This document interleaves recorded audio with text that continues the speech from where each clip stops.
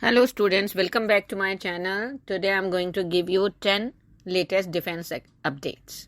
So let us start at number 1.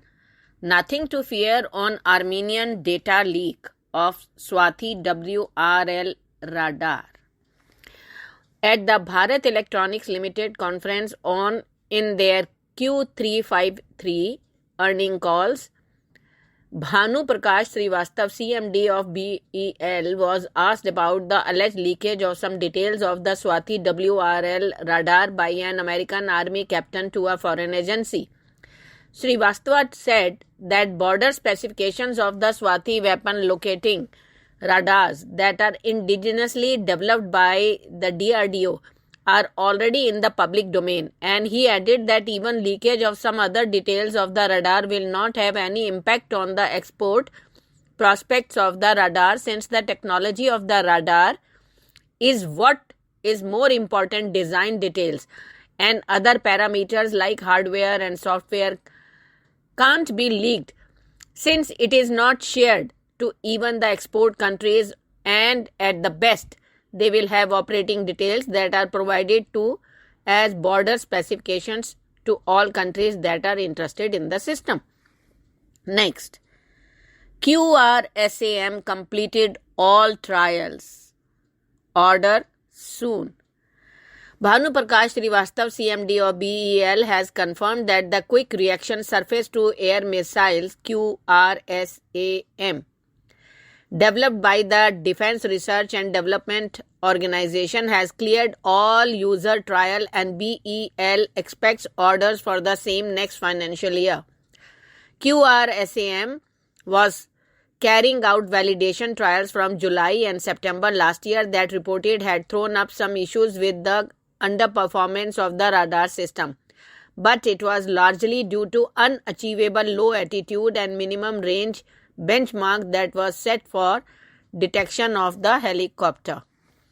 Next, Boeing to promote its KC-46 Pegasus aerial refueling aircraft in India.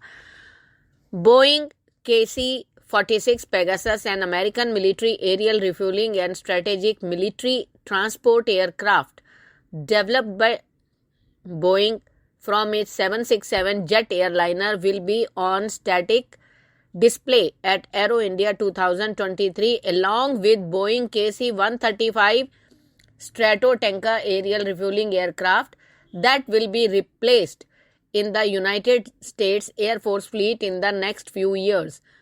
KC-46 Pegasus is already on offer to the Indian Air Force to meet its requirements for 6 next generation aerial refueling aircraft requirements that is still pending due to non-clearance of the Airbus A330 MRTT due to high cost.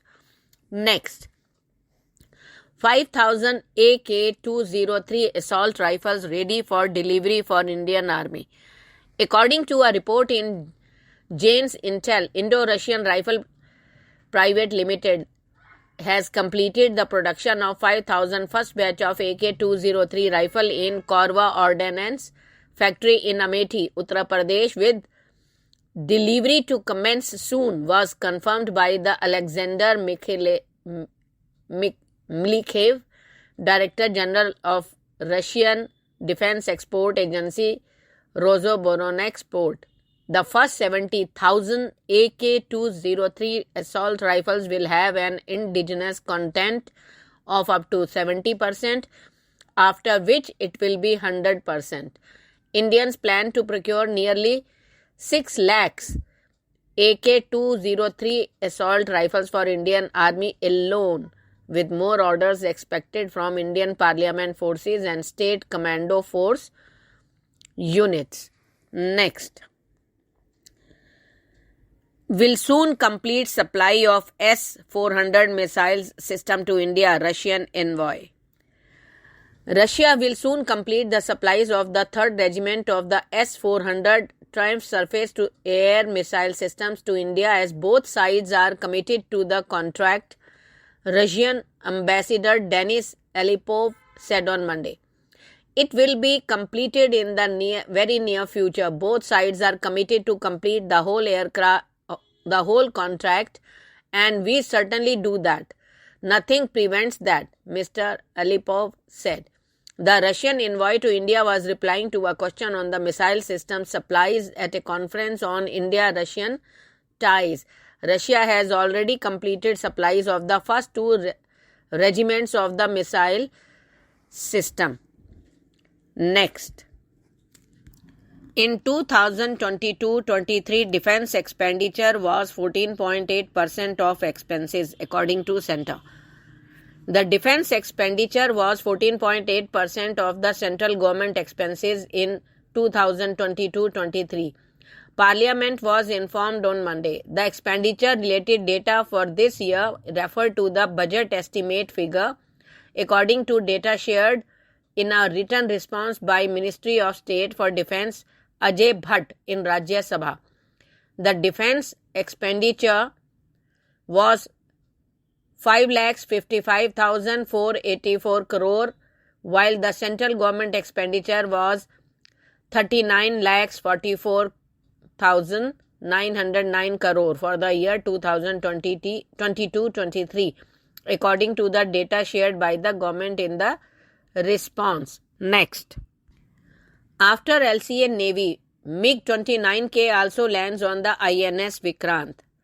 The successful landing of a MiG-29K by naval pilots on INS Vikrant demonstrates India's prowess in aircraft carrier design, construction and operation while increasing the Navy's combat readiness. INS Vikrant R11 was the first aircraft carrier in the Indian Navy inventory, originally known as the HMS Hercules of British Royal Navy. The ship was renamed Vikrant after being purchased by the Indian Navy. Next. India's aircraft carriers key to Indo-Pacific Strategy.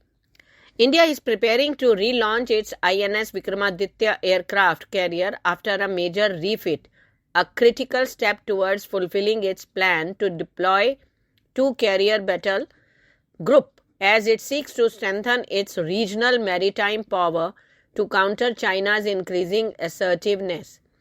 The Vikramaditya, a former Soviet carrier acquired from Russia, is expected to be launched imminently and will join India's first domestically built carrier that was launched in September, the INS Vikrant, in undergoing outfitting the sea trials with the plan to have both fully operational later this year. Next. ISRO plans to launch the SSLV's second development flight this month. ISRO will launch the second development flight on the small satellite launch vehicle from Sriharikota's Satish Dhawan Space Center at 9:18 a.m. on Friday, February 10th. According to ISRO, SSLV D2/EOS-07 would carry 3 payloads, including the Earth Observation Satellite EOS-07. EOS-07, the primary payload, is a small satellite weighing 200 kg. 2 more payloads, including the Janus 1 from Antares, will also be launched. Next. Hillary Clinton on Gujarat visit announces $50 million climate fund for women. Former U.S. Secretary of State Hillary Clinton on Monday announced the Global Climate Resilience Fund of $50 million for women to fight climate change. The fund will empower women and communities to fight climate change and help provide new livelihood resources and education, she said, addressing salt pan workers near Kuda village in Gujarat's Surendranagar district. Today, Clinton Global Initiative with the American Indian Foundation, SEVA, Self-Employed Women's Association, founded by late activist Ela Bhatt, and other organizations, I announced $50 million Global Climate Resilience Fund for Women, Clinton said. Thank you.